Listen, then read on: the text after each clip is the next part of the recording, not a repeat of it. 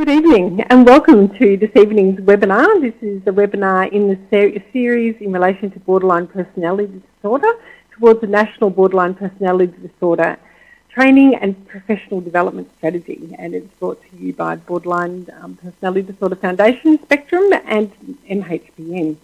So hopefully you've been part of our earlier webinar that happened earlier on, but if not, welcome to this one, and this is webinar 2.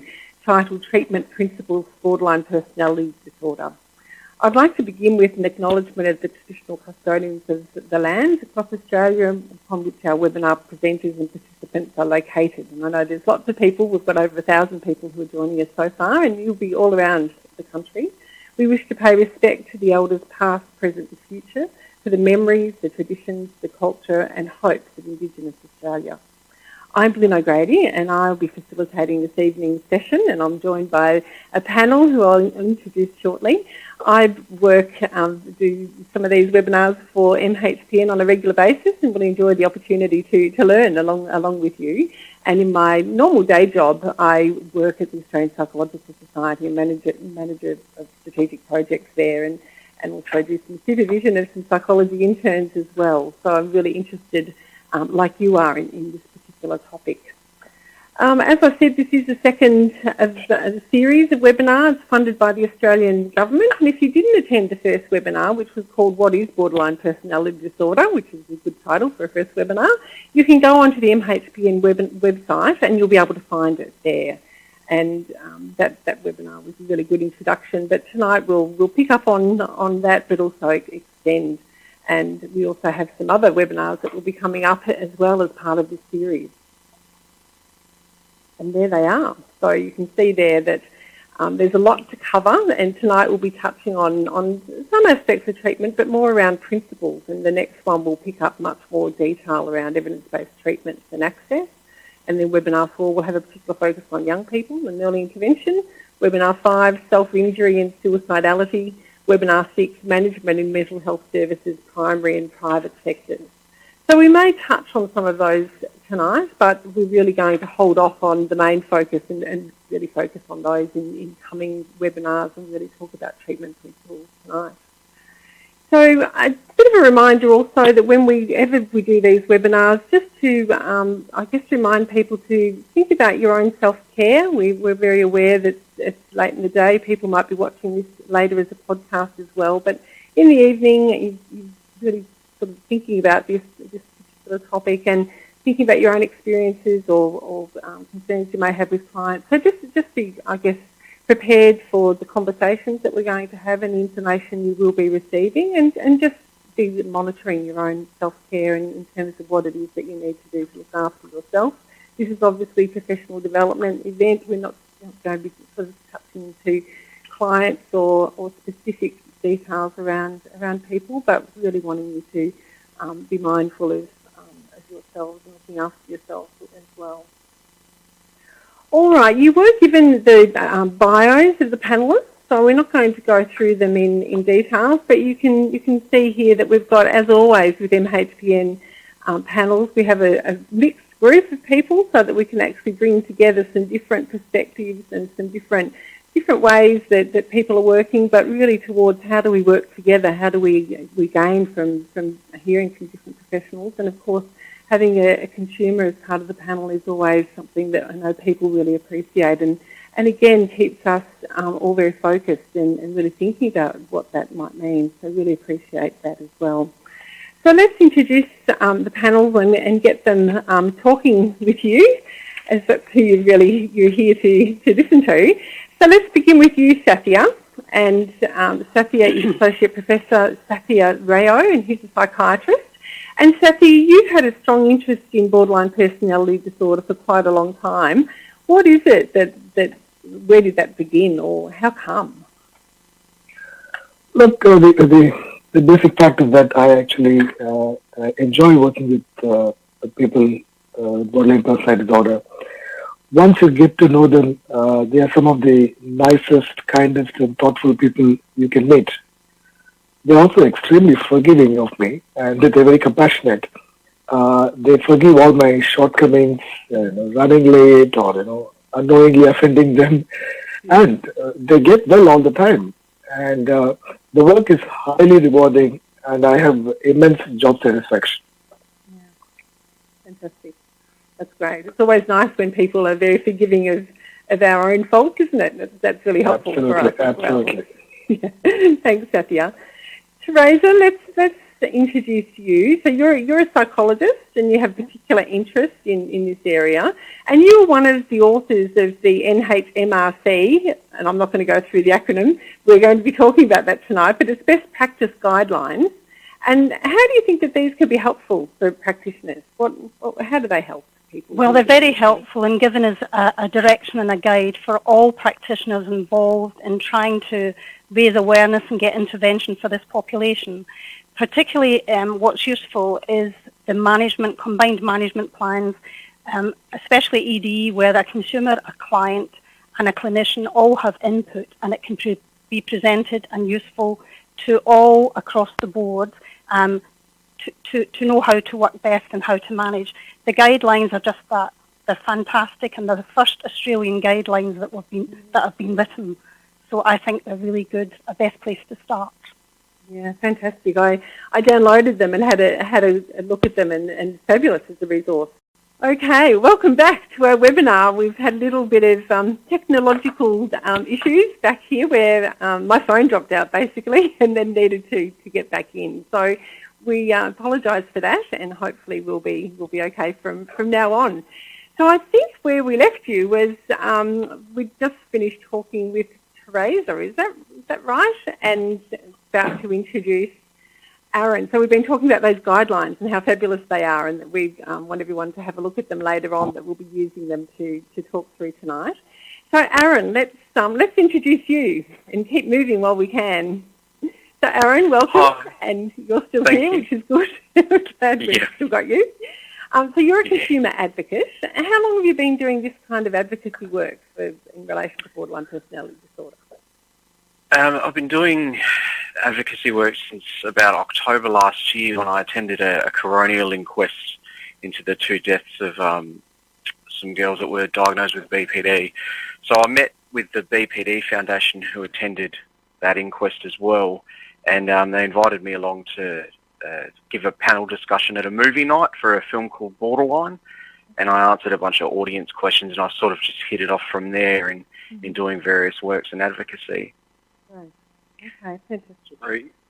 Yeah, I was diagnosed in 1995 with BPD. Bit of a rocky road, but I now work full-time for the government. I'm also studying a Bachelor of Laws at Flinders University here in South Australia. Yeah, fantastic. Working and studying is huge. So thank you. It is a big load. Thank you.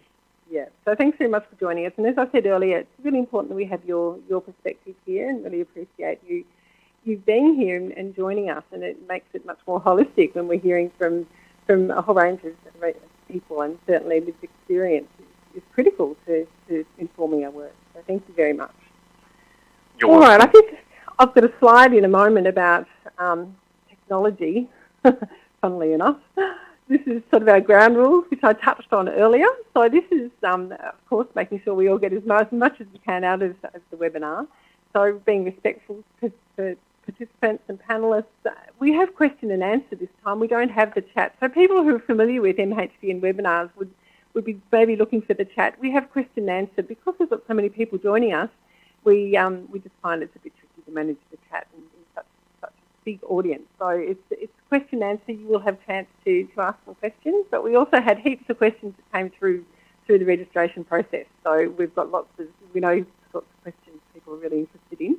If you do have any technical issues, it's a bit ironic saying this now, there's a help desk who are very helpful, because you can see they can get us back online again if our sound goes. So if there's any concerns that you do have, there's the 1800 number there that you can call in on, and they'll do their very best to keep us all functioning very well. All right, let me see what else we need to be talking about. The format tonight is also a little bit different. We're sort of throwing all the rules out tonight. We normally, with MHPN and last time with the Borderline Personality Disorder webinar number 1, we used to have a case study. and it's usually that case study that we sort of focus on. But tonight we're not going to go with the case study. We're going to have the presenters talking through, going and having their presentations, and then a question and answer at the end as we normally do. But there's no particular case that we're going to be looking at. So as always, we have some learning outcomes that we're working towards. So the first one of those is identifying core treatment strategies for BPD, describing the application of treatment principles included in that's what that acronym stands for, National Health and Medical Research Council Clinical Practice Guidelines. So that was what Teresa was talking about before. And we're going to identify how to be therapeutic even when not undertaking formal psychotherapy. So this is a really important message, I think, that we're going to be sending tonight. So this is relevant to every practitioner. So that's the message. That's really what we're going to be focused on tonight. So let's move into our panellist presentations, and we're going to begin with you, Sathya. So over to you. Thank you, Lynn. Thanks for that introduction. Let me start saying that borderline personality disorder is a very common mental illness impacting at least 1% of the Australian population. It impacts both men and women equally. However, in clinical populations, women are overrepresented. Men, unfortunately, we see them in drug and alcohol clinics or in justice and correction systems. To date, we don't have any medications that work for borderline personality disorder that is patented or indicated specifically for BPD. However, medications are used commonly, and they can take the edge off some of the symptoms. So BPD can clearly be treated, and the treatment of choice is psychological treatment. The treatments that are popular and that are quite well known to clinicians are the specialist treatments such as dialectical behavior therapy or mentalization-based therapy, etc. So these treatments are unfortunately very expensive, and it requires extensive training in order to provide treatment.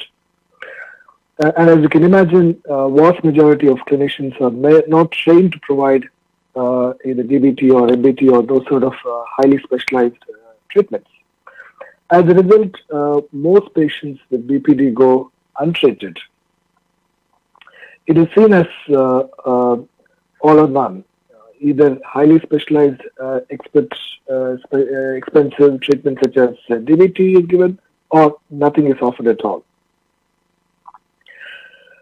And also it is very wrongly believed that only a few highly trained psychotherapists can provide treatment for borderline personality disorder.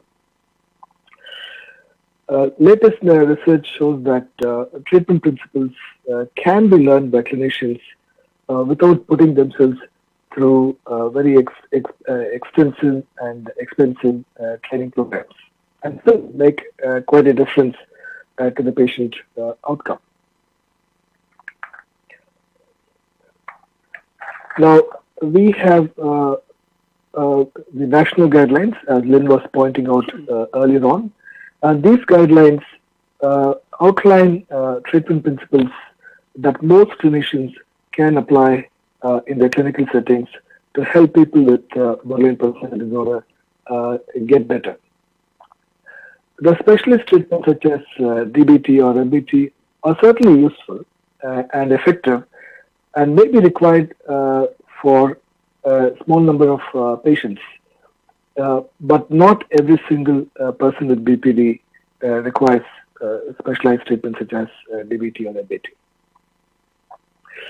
So BPD, I believe, is a disorder every clinician can contribute to the recovery journey of people who are experiencing BPD, and they can become aware of the treatment principles and learn those treatment principles and use it in every single clinical interaction. So BPD is every clinician's business, and everyone can clearly contribute to the recovery. Thank you. Right. Thanks very much, Sathya. I think, are really important, setting the scene for tonight's webinar. So perhaps people are thinking that I don't have the skills or I don't have the specialist training. And I guess the really important point is that it's something that everybody can play a role in, and that not all clients might need that level of expertise. So when we're doing that, though, I guess the point of tonight is that we're really looking at, well, what are the principles? What do you do, and what's the most important part of that work? So this is where we're going to hand across now to Teresa and start to have a look at breaking down some of these principles. And what is it that we would want people to be doing?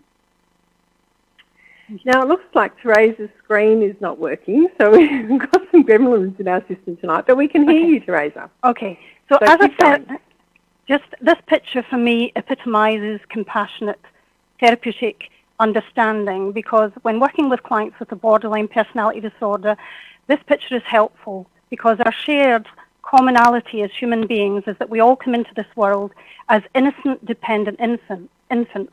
However, influences with our hereditary, our environment, or lack of humanistic nature and nurture, perhaps trauma, shape the adolescent or the adult that presents in treatment before you. So the other one is like building, what's important when working with clients is building a solid therapeutic foundation and trust the regening way. So this is imperative. A strong therapeutic alliance can make a difference to the clients and also to good therapeutic outcomes. So being warm, empathic, authentic, non-judgmental, and having positive regard for clients are the hallmarks for laying the foundation of the house for future work. Also being truthful. I tell my clients how I'm going to work from the start.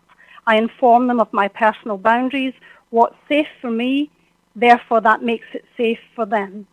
And I'll sometimes refer to them in the third person. I'll say, you have to take good care of my client, or I'm entrusting my client into your care. So the other thing that I find useful pictorially is Kaplan's triangle in persecutor, rescuer, and victim. So this one is very useful because we have to build a strong therapeutic alliance, and if you tell them how you work from the outset, this triangle can be very helpful, because if you find yourself in this triangle as a therapist, then your challenge is to get off it. So to maintain your therapeutic neutrality. So I always give a note to myself that a rescuer therapist needs a compliant victim to rescue. So we're in the business of empowering our clients and teaching them skills to be their own rescuer. So let the client rescue themselves. If you want to be useful, get off the triangle, because eventually you'll either be the persecutor, you'll be the victim, or you'll be the rescuer. So for your therapeutic boundaries, make sure you stay off. Transference and counter-transference are the central challenges that are involved in psychotherapy for dealing with clients with BPD. We're always under pressure to transgress our therapeutic boundaries. And again, the triangle can be very useful for this. The things that can engender in us with transference and counter-transference, it can evoke strong emotions. So anger and rage, anxiety, a feeling of hopelessness, sadness, feeling overwhelmed, love and compassion, irritation, and of being stuck. That's what can happen as some of the transference and counter-transference. So whilst we have to acknowledge where we're at with under good supervision, etc., transference and counter-transference, we have to set the boundaries and just let our clients know from the outset how we work, what way we work, what's acceptable and what's unacceptable. So we have to make sure that our own immediate physical needs are met. We have to also remind ourselves that we are the caring professional in relation to our client. We have to be very cautious with our self-disclosure. Self-disclosure is only useful when it's about the client. And I explain this from the beginning when we jointly develop our shared framework. If I make it about me, I tell my client, then it's not about you. And my client deserves a full 50 minutes of my undivided attention, as they've been ignored long enough. So this session has to be about you and less about me. When it comes to validation, validation is very important, even from one session in the emergency department or 1 or 2 sessions. Validation is imperative. So the essence of validation is the therapist communicates to a client that his or her responses make sense and are very understandable within his or her current life context or situation. So the secret to effective validation is knowing when to use it and knowing when not to. And once it's begun, when you should cut it off. So be a cheerleader, be a coach, encourage, focus on strengths and acknowledge positively and reinforce the client for when they use their wise mind over their emotional mind. So validation, up the validation when sensitive topics are being addressed. Increase it then. Even within a particular session, the need for the therapist's validation can be expected to vary. Stick with their emotions. And therapy with a borderline client can almost be likened to pushing an individual ever closer to the edge of a sheer cliff. Just remember that the client is doing the best that they can. Validate and acknowledge you're doing the very best that you can. So it's over to Sathya. Yes, back to me. So thank you very much, Teresa. There was a lot of information contained in those slides, and you went through it. I'm sure people are taking in pieces of that. There was certainly lots of talk around the importance of boundaries, the importance of being very clear and upfront at the start. And I'm glad that you had that triangle there, because I could see a question had come in about that. So the rescuer, victim, persecutor. Somebody asked, how do you get out of it? Well, you said, don't get on it. So that was very, very timely. So thank you very much for that.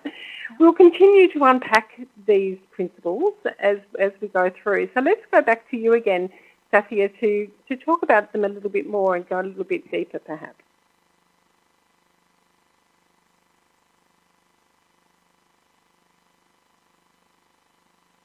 I think you'll have to unmute yourself, Sathya. We can't hear you. Sorry. In the next few minutes, I'll try and highlight some of the most important treatment principles that are highlighted in the NHMRC treatment guidelines. Now, the most important principle is that to believe that BPD is a legitimate mental illness deserving treatment. It is not just a behavior. It is clearly a disorder of the brain and the mind. As my colleague Teresa was saying, it's very important to take a validating and non-judgmental treatment approach. The research shows that when clinicians are active, engaging, enthusiastic, willing, and wanting to actually work with people with borderline personality disorder, then the clinical outcomes are better with those clinicians. So it's also important to keep the therapeutic relationship light and alive, and I tend to keep myself just as I am. That's probably the best bet. We also want to educate patients, their families, carers, partners, etc., about the symptoms, causes, treatment, and prognosis.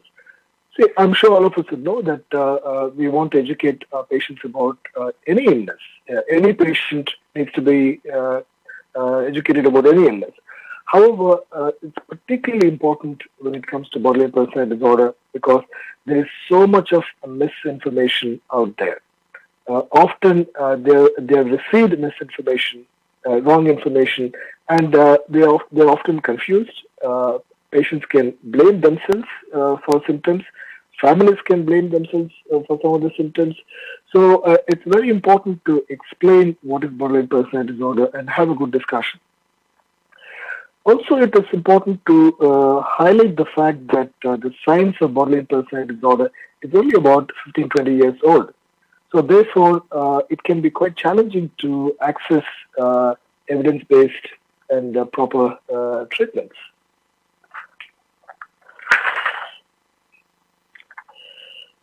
It is one of the important principles is to develop a treatment and a crisis plan. That is, developed jointly and collaboratively with patients. This again is very important because it can be difficult for people with borderline personality disorder to place the trust in the clinicians and let the clinicians guide the treatment and take over the treatment, because they may have had experiences in the past which have not particularly been very helpful. So they might find it hard to place the trust. So in our practice at Spectra, we tend to get our patients to co-author the treatment plan. In fact, we give them the template and get them to fill it up, and we have several negotiations, and finally we reach a treatment plan and a crisis plan that all of us own. It is also important to have clearly agreed upon goals for treatment, and the treatment should be focused on achieving real change. Because validation and acceptance of the situation, of the trauma, of the past is very important, but so is trying to work on change. As my colleague Teresa was pointing out, it's extremely important to attend to emotions. People with borderline personality disorder experience significant and severe emotions, and clinicians who are working with them can also experience emotional reactions. So, therefore, to be aware of the emotions that are occurring in the therapeutic context becomes vital. It is also encouraged to bring in self-reflection. I believe self-reflection should happen both for patients as well as clinicians. Clinicians should encourage patients and stimulate self-reflection in patients, and also clinicians, while working with people with borderline personality disorder, needs to constantly keep reflecting on their own thought process, their own emotions, and their own behaviors.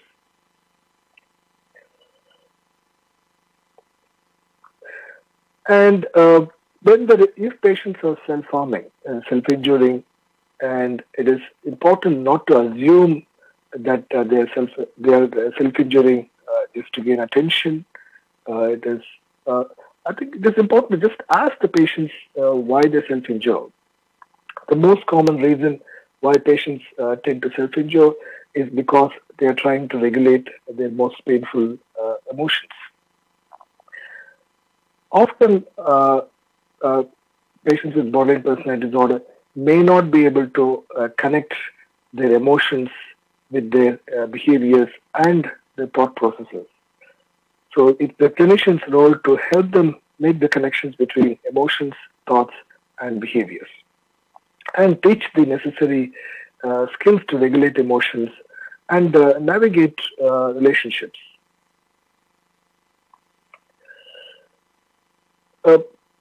People with borderline personality disorder may have experienced suicidal feelings and thoughts for years and years and years. So therefore, it is not going to be possible to change the suicidal thoughts immediately. What seems to bring about the change in the suicidal thoughts is if their quality of life improves and their emotions and lives become less painful. So therefore, it is very important to work on improving the quality of life.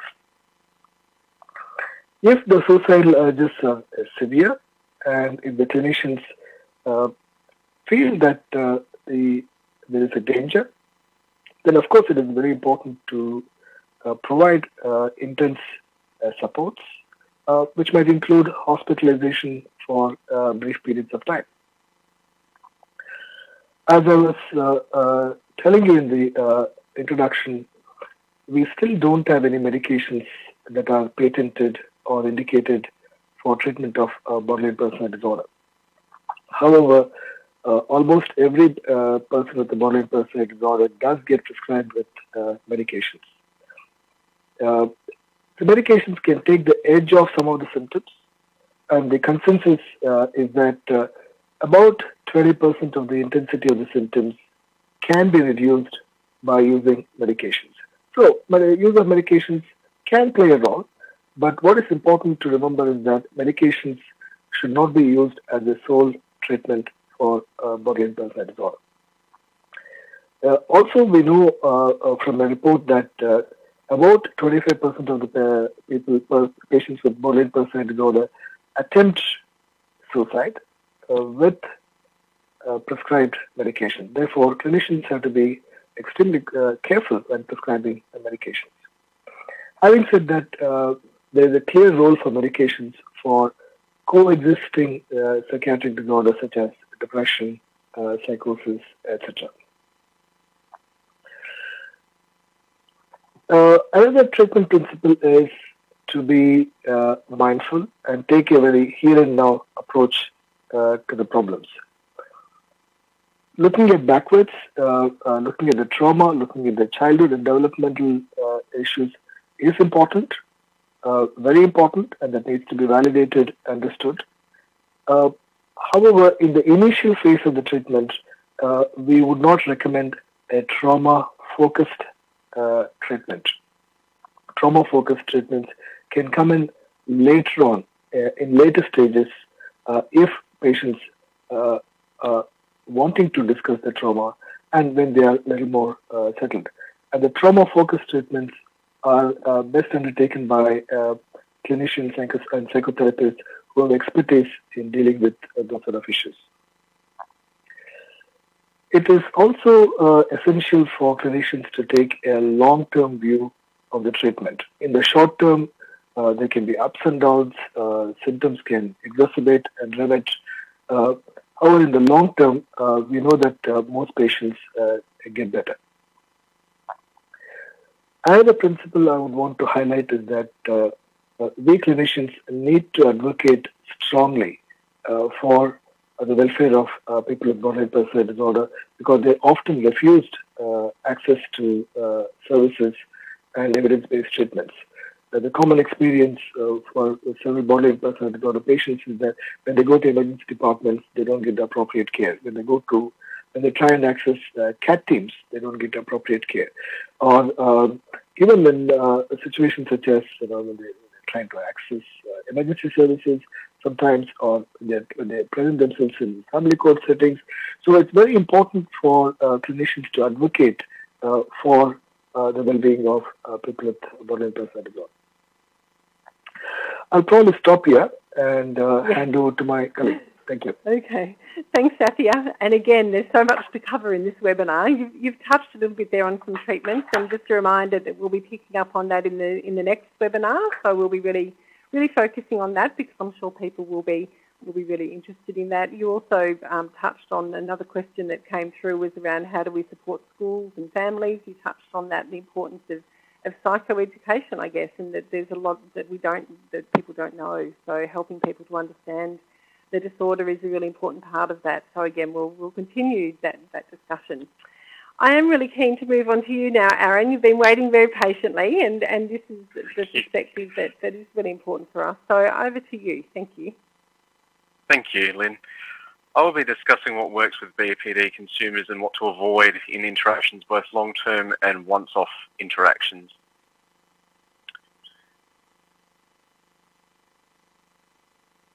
So things to remember with consumers. When dealing with threats of suicide, hospital is often the first port of call. By detaining and sending a person with BPD to hospital, some clinicians reinforce poor coping mechanisms inadvertently. If a presentation results in the revocation of a detention order, care needs to be taken in explaining the reasons for revoking the detention order. Simply stating to a consumer, you don't have a mental illness, is unhelpful, and serious issues may arise, escalating those sorts of behaviours. Medication should always be used as a last resort. Sometimes BPD behaviour can become aggressive, and medication should be used as a once-off to diffuse tense situations when all other avenues such as talking, distraction or reasoning do not work. Validation is not enough. While validation works in assisting a consumer with BPD that a clinician can empathise or sympathise with their feelings, there is an opportunity for a clinician to discuss alternative strategies for coping with feelings and or replacing behaviours with strategies that work. Sometimes it helps to re-emphasise feelings past and do not hang around forever. DBT, MBT and schema therapy may be beneficial, however not one treatment works for all, and it is helpful to be honest with a consumer about variations of responses to treatment.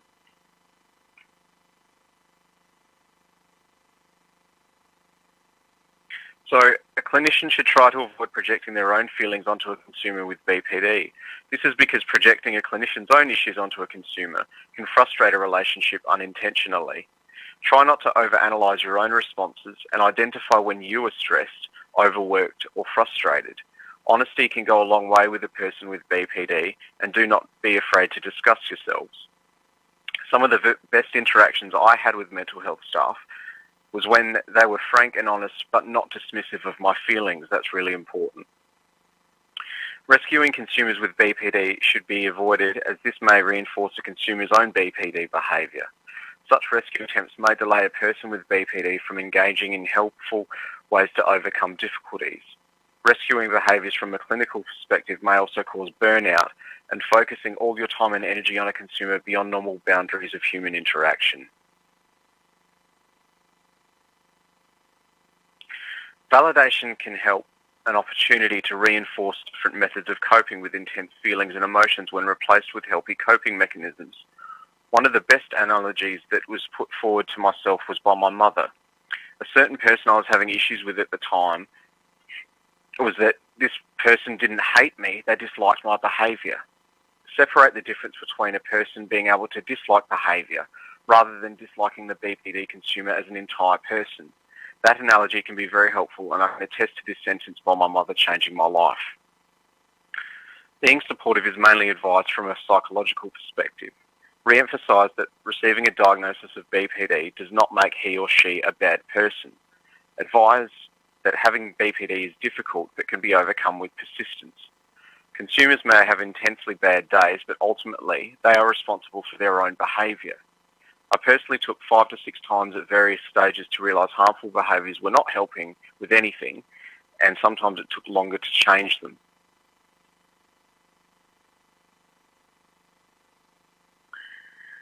Avoid bad language and loud conversations about BPD behaviours in front of a consumer, especially if it's about them. Consumers may escalate poor behaviours as a result of overhearing a conversation between clinical staff. This is not manipulative. The reaction is more likely a result of their intense feelings being hurt. Imagine if I spoke of a poor behaviour over a loudspeaker in a shopping mall. Would you react well? Behaviour from a clinician should replicate what is expected from a consumer. Whilst many BPD consumers can be sarcastic, taking the approach of replying with sarcasm is inappropriate. Often consumers have little insight into how their language and behaviour affects others and need to be taught the ways in which their behaviour affects others. Condescending language and using the term crazy can antagonise a consumer. Try to avoid these terms, manipulative and attention-seeking. These terms do nothing but reinforce how poor BPD is misunderstood.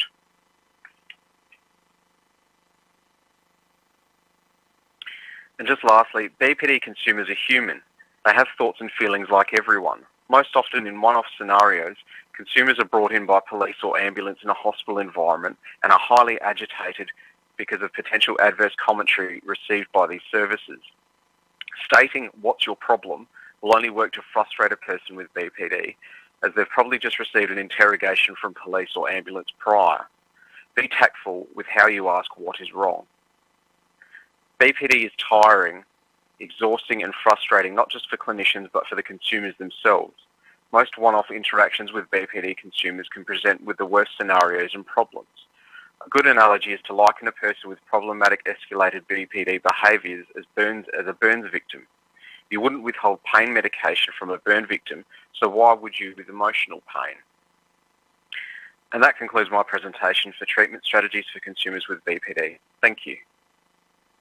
Thank you very much, Aaron. Again, lots of information and food for thought, I think, in terms of your perspective and a real honesty in terms of what it's like, but a real awareness as well of what it's like for practitioners, so the frustrations that person with borderline might be experiencing, but also some of the challenges. So thank you very much for that. I think it's really important for us all to be thinking about that and to hear that in such an open way. We're up to our Q&A now, so I can see there's lots and lots of questions coming through. A lot of them are treatment focused, so that will be next webinar. So this keeps you coming back, so that you have to come next time for treatment specific ones. And I think that some of the questions that we're planning to ask you will pick up on some of the questions that are coming through as well. So certainly some of the questions are around the public mental health system and how that works. We're going to look at that. And another question, and I think we'll kick this off with you, Sathya. One of the questions was really around how do we kind of do this? How do we know about this when specialist treatment might be required? So we know that specialist evidence-based psychological treatment, such as DBT, not everybody is trained in that. So it does mean that not all patients are able to access those treatments. But our argument tonight is that there are lots that every clinician who's working with a person with borderline personality disorder can contribute to as part of the treatment planning, even if they're not able to access specialist evidence-based long-term treatment planning. So are you able to talk a little bit more about that? And perhaps around, I did see one question that was around how do we know that? You know, this is still, you said 20 years, I think, we've been researching and understanding this. So how can we feel confident that what people are doing is going to be helpful if they're not a specialist, I guess? So broad couple of questions there. Okay. I'll answer the last question first. What we know is that we have done what are called dismantling studies. We have compared specialist treatments such as DBT, MBT, and other treatments. And what we find is that they're all equally effective. None comes out as superior to the other. We also looked at generalist treatments. Generalist treatments meaning treatments using common factors or treatments using the treatment principles that we outlined today. So if we do treatments using psychological treatments using treatment principles, or if we use treatments using DBT or MBT, they are equally effective. So research shows that if you work with people with borderline personality disorder using treatment principles, what we call it in science as common factors, they are as effective as DBT. So therefore, you can be confident that you can treat people with borderline personality disorder using common factors treatment, the treatment principles, and that it will work. And that's what research shows. And we at Spectrum do use treatment principles, and we find the outcomes are quite good. So I'll try and explain summarize what the treatment looks like, probably with an analogy. We know that when people have borderline personality disorder, they experience intense emotions. Let's compare that to a car, no disrespect meant. Let's compare that to a car with very, very sensitive accelerators. And normally what would happen when we have intense emotions is the thinking brain, the prefrontal cortex, would bring in the regulatory mechanisms and control the emotions. So those regulatory mechanisms, let's compare that to the brakes of the car. It is as though people with borderline personality disorder are driving cars in their lives that has very sensitive accelerators and very poor brakes. Outwardly, everything looks all right. So if we see someone driving very erratically, we tend to judge them as poor drivers. If only we knew that they have very, very sensitive accelerators and very poor brakes, then we are not going to be judgmental. The task here for clinicians is to sit in that car, share some of the risks alongside patients, and teach the patients how to drive such a car. What we know in science is that once you teach them, once they learn the skills, they are actually able to drive that car quite all right, and they don't end up in crashes, and they don't, their driving is not erratic. So the principle here is that the problem is in the car, not with the driver. So problem is in the brains and the regulatory mechanisms and the emotional brains of people with borderline personality disorder, and it is not the person who is at fault. It is not the patient who is at fault. And if any one of us were to drive such a car, we would also drive it very erratically. So the idea is to keep teaching the person how to negotiate through relationships, work, emotions, and all the other skills that they require.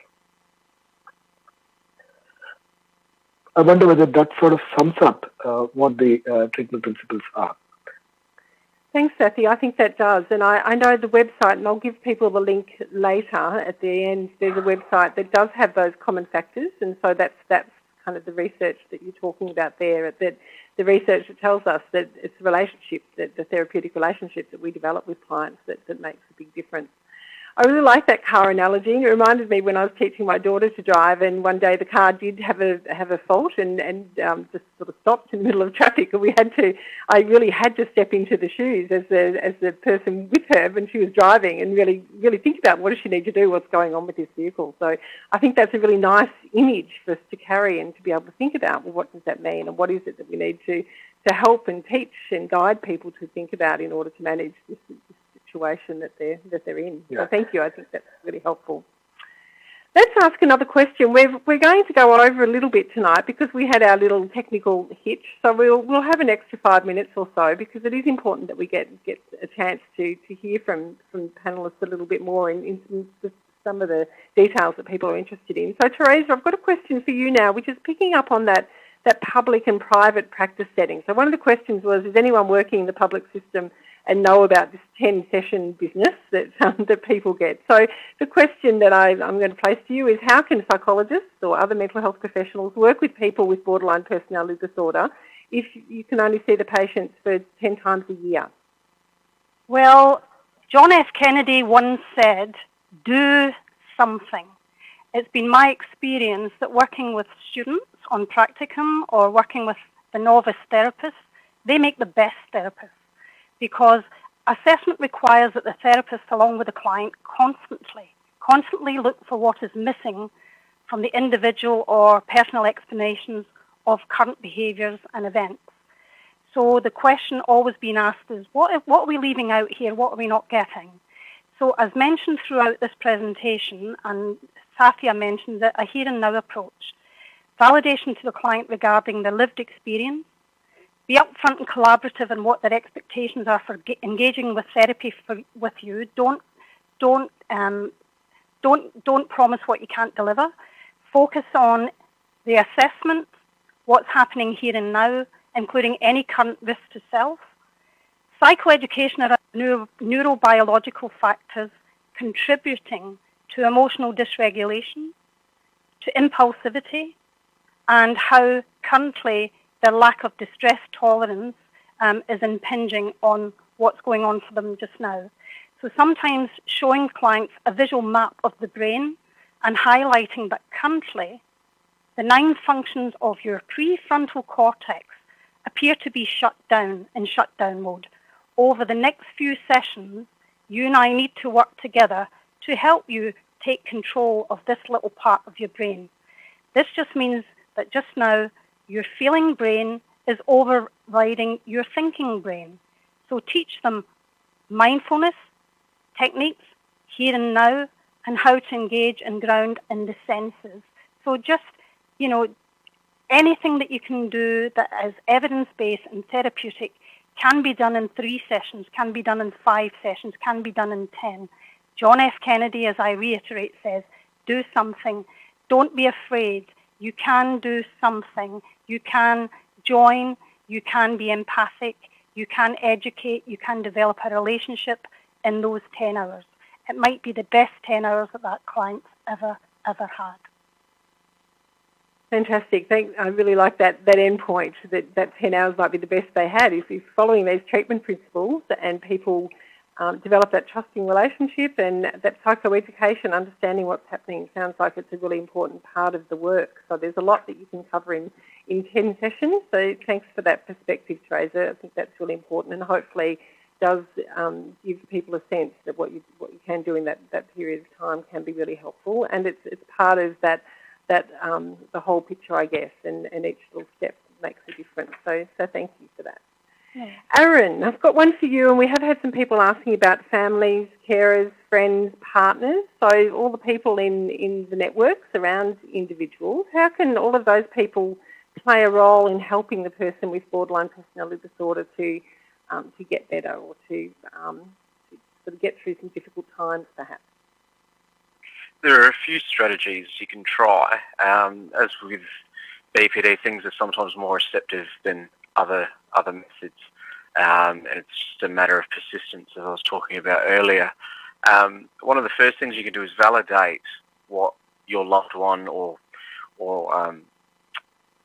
associate may be feeling. That's in is recognising that what they're feeling is an issue and helping them get through that emotion.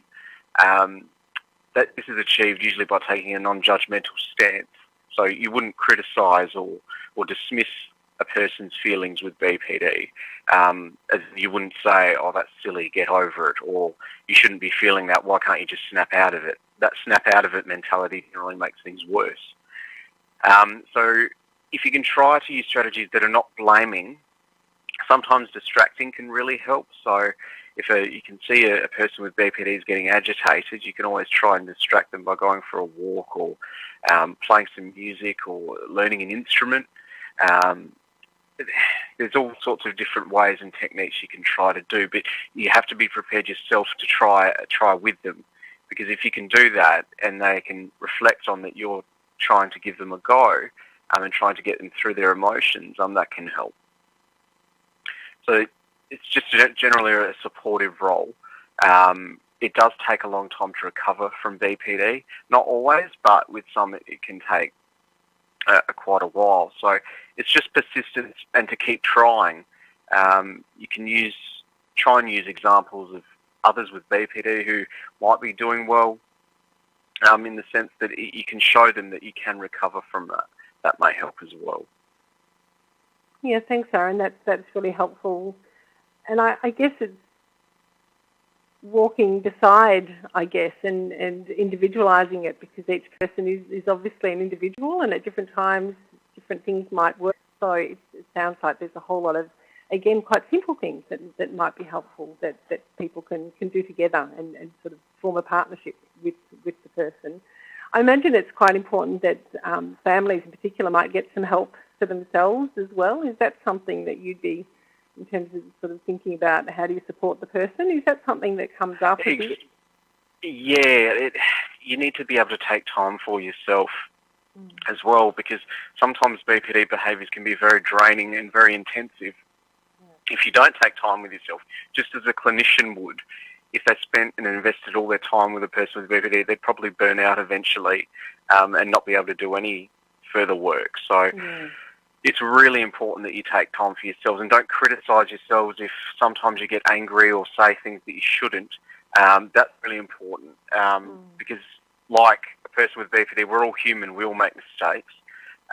Sometimes people with BPD make a lot more mistakes than others. I know I certainly did. And I think it's important to look at yourself and say, I'm doing the best I can, I'm trying, I'm still here, I'm still trying to support this person with BPD. Yeah, great, thank you. That's really important, I think, for people working, because of course some people who are listening tonight might be working with family members as well and think about how do I support them, and again the psychoeducation sounds like it's really important for everybody to really understand what's going on. So thank you. Moving back to you again, Sathya, we've got a question around GPs, and whenever I facilitate these MHPN webinars, this question always comes up about GPs, and I know we've had lots of GPs who have registered for tonight as well, and hopefully are here with us I think there's about 1,500 people who are live with us tonight now. So GPs, they're very time pressured. They have short time with clients, with patients. So how can GPs work with a person with borderline personality disorder, given all of those time pressures that they have? What can they do? The treatment principles that we discussed today are particularly relevant for general practitioners. Let me try and see if I can put myself in a GP's shoe. GPs are time poor. So first, we would want to be able to recognize borderline personality disorder. One of the easier way of recognizing would be to give a questionnaire. There are some screening tools such as VAN BPD rating scale or a McLean rating scale. So these rating scales can be given to patients, and it's about 8 questions. The patients answer yes or no, and 8 to 10 questions. If they come into the clinic from the waiting room after having filled the questionnaire, the GPs would be able to recognize whether these people have a diagnosis of borderline personality disorder or not. At least form a reasonable doubt. If they do believe that they have a borderline personality disorder, they can refer these patients to a psychiatrist for a one-off consultation to confirm the diagnosis where it is possible. Once BPD is established, it is important to also look at any other co-occurring disorders. Depression can commonly co-occur with BPD. Eating disorders can co-occur with BPD. Drug and alcohol problems can co-occur with BPD. So it's important to recognize the coexisting disorders. And treat them accordingly. If it is depression, treat them with antidepressants. Recognize that there is no medication for borderline personality disorder. We need to teach them skills. It's important to validate and reassure patients and educate them, as Teresa and Aaron were telling us earlier on. Also educate their families. In fact, all the treatment principles that we have been outlining today are the ones that we are expecting the GPs might be willing to give it a go. Of course, they only have 10 minutes, 5 to 10 minutes or 15 minutes maximum in their consultations. So even in each consultation, if they can make a small difference, teach them one treatment principle each time. And if patients self-injure and come to the clinic, again, take a non-judgmental approach. Just attend to the medical needs of the person and just ask, why did you cut yourself? Or why did you burn yourself? And the patient says, because I was feeling painful emotions, validate them and try and see, if time permits, try and unpack a little bit as to what could have been the chain of events that led to them cutting. Commonly, not always, commonly the interpersonal triggers are the ones which tend to lead to self-harm behaviors. So that's one way of managing. Also, to be able to recognize when patients could be at a higher risk or a danger to themselves. Usually this happens if there is a pattern of self-harm behavior. Patients, rather than, let's say, that cutting is a normal self-harm behavior. And suddenly if a person is talking about something more serious, if they talk about, I want to hang myself or I want to take a massive overdose. So this is something out of the pattern. If it is out of the pattern and if it is a very high lethal self-harm they're talking about, so that's the time to recognize that probably these patients are at a more immediate danger. Then you might have to give them more intense support. You might want to ask them to come tomorrow. Or if the danger is imminent, of course, you need to call an ambulance and encourage patients to seek hospitalization for short periods of time. Also, to recognize that that the access to specialist treatments is very limited. Also, we have an entire generation of clinicians who are not trained in the treatment of borderline personality disorder. So therefore, the GPs might struggle to find people to refer to.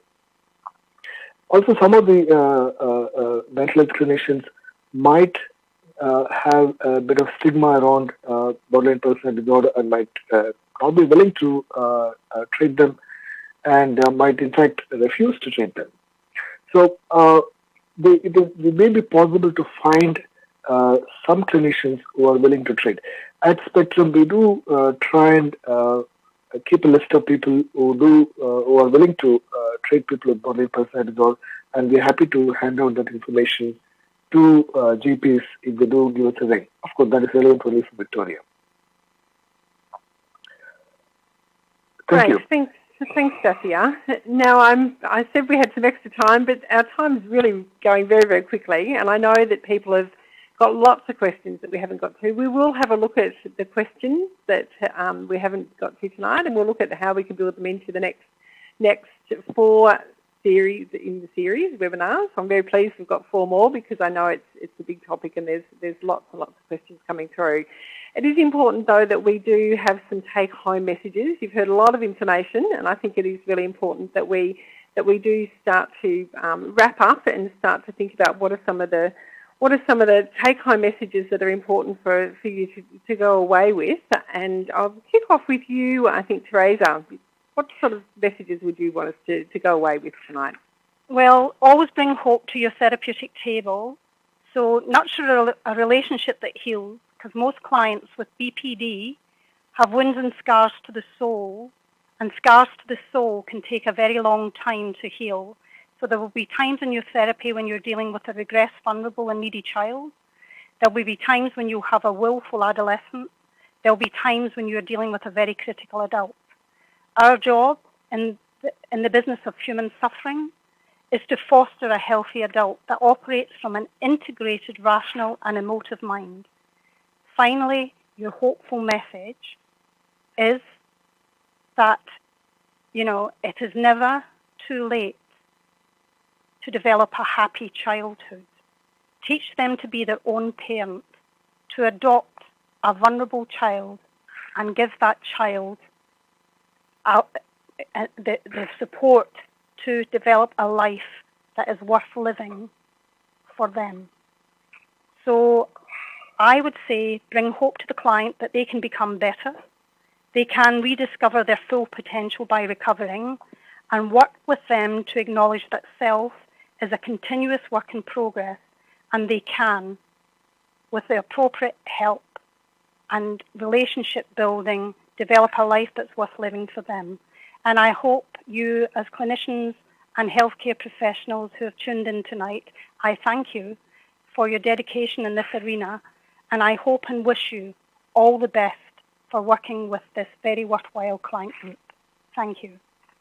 Thank you, Teresa, and it's a pity we couldn't see you as you were sharing those thoughts, but we certainly appreciate the images that you provided, because I think they're lovely for us to take away with. So thank you, and passionate about this work, and it's great that you can feel like there are a lot of other people that are out there wanting to join with you in doing this. So thank you. Aaron, let's move on to you. What would be your take-home message for people tonight? Thanks, Lynn. I think being patient yet persistent with a person with BPD is really important.